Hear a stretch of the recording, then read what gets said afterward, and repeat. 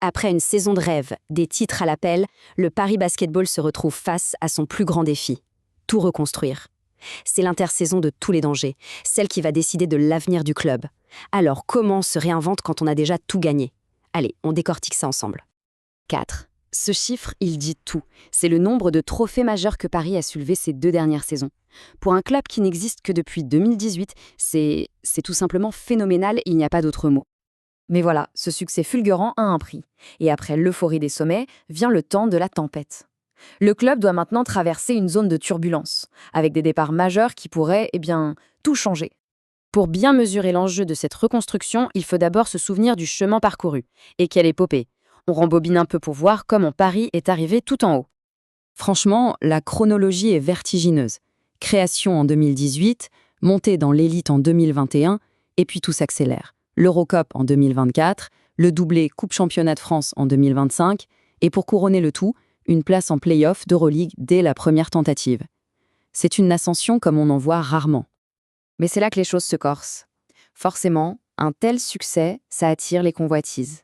Et Paris a dû faire face à une vague de départ de ses joueurs les plus importants. Et au centre de tout ça, il y a un nom, TJ Shorts deuxième. Il n'était pas juste un joueur, c'était le cœur, le moteur, le cerveau de l'équipe. Regardez cette liste de trophées, c'est juste hallucinant. Double MVP du championnat, MVP de l'Eurocup et même dans le 5 majeur de l'Euroleague. Son départ pour le Panathinaikos, c'est un tremblement de terre pour le club. Et voilà, en chiffres, ce que ça représente. Pour sa toute première saison dans la compétition reine en Europe, Shorts tournait à presque 19 points et plus de 7 passes par match. Remplacer une telle production, ce n'est pas juste un petit ajustement, c'est la question centrale de cette intersaison. Et ce n'est pas tout, loin de là. L'architecte de ce succès, le coach Thiago Splitter, s'est envolé pour la NBA. Tyson Ward, l'ailier Energizer, et Kevarius Hayes, le pivot, sont partis aussi. Pour faire simple, c'est toute la colonne vertébrale de l'équipe championne qui a été arrachée. Alors, face à ça, que faire?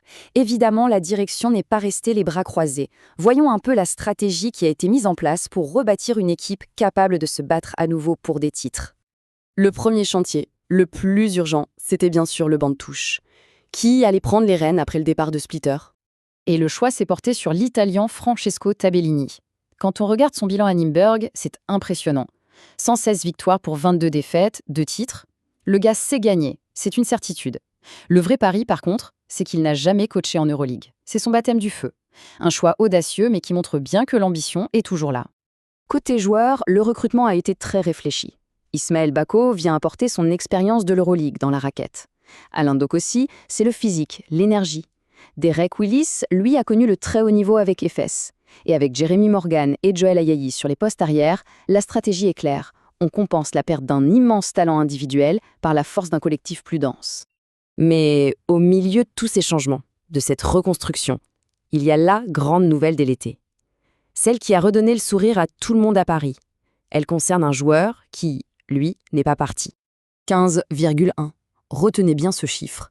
C'est la moyenne de points par match de Nadir Ifii en Euroleague la saison passée. À seulement 22 ans, et le plus souvent sorti de banc, il s'est déjà affirmé comme un attaquant absolument redoutable au plus haut niveau européen. Et cette saison incroyable lui a valu le titre de Rising Star de l'Euroleague. En clair, il a été élu meilleur jeune du championnat.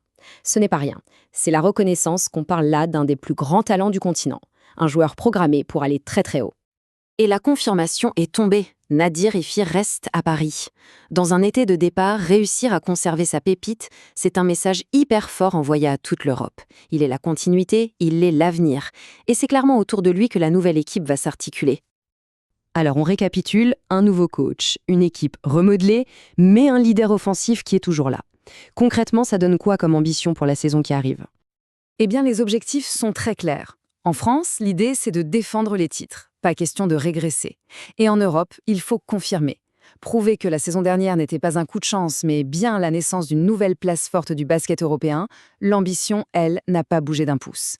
Du coup, la grande question que tout le monde se pose, c'est de savoir si ce Paris, version 2.0, est armé pour aller chercher un nouveau triomphe. Est-ce que cette reconstruction est le début d'un nouveau cycle gagnant ou la fin d'une belle histoire?